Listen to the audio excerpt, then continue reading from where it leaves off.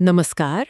आज हामी एउटा निकै सान्दर्भिक सन्देशमा अलि गहिरिएर हेर्दैछौँ। यो खास गरी युवाहरूलाई लक्षित गरेर आएको जस्तो छ। हो, हामीले हेरेको सामग्री एउटा प्रेरक सन्देश हो हैन, जसले यो सामाजिक सञ्जाल, खासमा रिल्स जस्ता कुराहरू र हाम्रो व्यक्तिगत भविष्य बीचको सम्बन्धलाई केलाउँछ। एकदम। अनि हाम्रो उद्देश्य पनि के हो भने यो सन्देशले भन्न खोजेको खास कुरा के हो, यसले कस्ता प्रश्नहरू उठाएको छ, अलिक खोतल्ने भन्ने हो। वास्तवमा यो सन्देश एउटा निकै मार्मिक प्रश्नबाट सुरु हुन्छ नि, हैन त? के खाली रिल्स हेरेर जीवन बदलिन्छ? ए हो त, कस्तो सिधा प्रश्न। हो नि। यसले त सिधै हाम्रो डिजिटल बानी अनि वास्तविक जीवनका सपनाहरू बीचको त्यो खाडललाई नै देखाइदिन्छ। साँच्चै सोच्न बाध्य बनाउँछ हामी आफ्नो समय कहाँ खर्चिरहेका छौँ भनेर। त्यही त। अनि यसले युवा अवस्थाको महत्त्वलाई पनि निकै जोड दिएको छ हैन। सन्देशले भन्छ यो समय त सृजनात्मक बन्न, केही सिक्न सुनौलो समय हो। हो, कोडिङ, डिजाइन, सङ्गीत, केही लेख्ने वा व्यवसाय सुरु गर्ने सामान्य ज्ञान लिने, जे पनि हुन सक्यो। मतलब यो रमाइलो गर्ने मात्र होइन, भविष्यको जग हाल्ने बेला पनि हो रे। तपाईँले भने जस्तै यो सिप सिक्ने कुरा एकदम महत्त्वपूर्ण छ। सन्देशले रिल्स हेर्नु आफैमा नराम्रो भनेको त छैन, तर दिनभरि त्यसैमा अल्झिरहनुलाई चाहिँ समय र भविष्यको हत्या जस्तो अलिक कडा शब्द नै प्रयोग गरेको छ। ओहो, हत्या नै? हो, यो शब्दले सायद के देखाउँछ भने खाली स्क्रोल गरिरहनु र सक्रिय भएर केही सिक्नु वा बनाउनु बीच कति ठूलो फरक छ। त्यो हत्या शब्दले त साँच्चै झस्काउँछ नि। यसले त समय खेर फाल्नु भनेको मतलब आफ्नो सम्भावनालाई नै मार्नु जस्तै हो भन्न खोजेको होला। सायद त्यही हो, निष्क्रियता विरुद्ध एउटा चेतावनी जस्तो हो।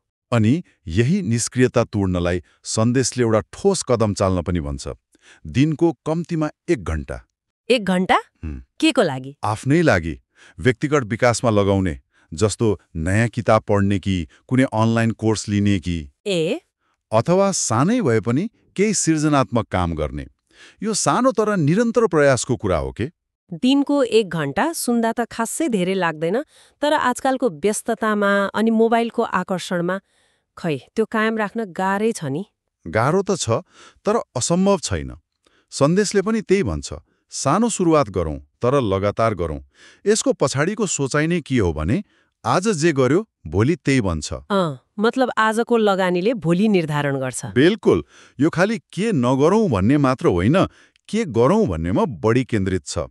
अनि राम्रो कुरा के छ भने यो सन्देश निराशावादी छैन। हो र? यसले आलोचना त गर्छ, तर सँगसँगै युवाहरूको क्षमतामा विश्वास पनि देखाउँछ। तपाईँ एकदम केपेबल हुनुहुन्छ जस्ता कुराले हौसला दिन्छ। हो, त्यो सकारात्मक पक्ष महत्त्वपूर्ण छ। आलोचना मात्रै गरेर त भएन नि, काम गर्न प्रेरित पनि गर्नु पर्यो। त्यही त, यो खालि मोबाइल कम चलाऊ भन्ने भन्दा गहिरो छ। आत्ममूल्य र भविष्यप्रति अलि जिम्मेवार बनाउन खोजेको जस्तो लाग्छ। सारमा भन्नुपर्दा यसले केही मुख्य कुरामा ध्यान दिन भन्यो होइन त? हो, मोटामोटी 3वटा कुरा जस्तो लाग्यो मलाई। पहिलो, समय। यो कति मूल्यवान छ भनेर बुझ्नु पर्यो। ठीक हो। दोस्रो, खाली हेरेर सुनेर बस्ने होइन, सक्रिय हुने, केही सिक्ने, केही गर्ने। सक्रिय सिप विकास हो। अनि तेस्रो, हामी के हेर्दैछौँ, के पढ्दैछौँ त्यसप्रति अलि सचेत हुने, त्यसले हामीलाई कस्तो असर पारिरहेको छ भनेर सोच्ने। यी सबै कुरालाई समेट्दै सन्देशको अन्त्यमा एउटा निकै राम्रो वाक्य छ नि, मोबाइल नहेरौँ, संसार हेरौँ। हो, कति अर्थपूर्ण। यसले त्यो डिजिटल स्क्रिन भन्दा परको वास्तविक संसारतिर ध्यान खिच्छ, अनुभव, अवसरहरूतिर। एकदम। त्यो वाक्यांशले फराकिलो दृष्टिकोण दिन्छ।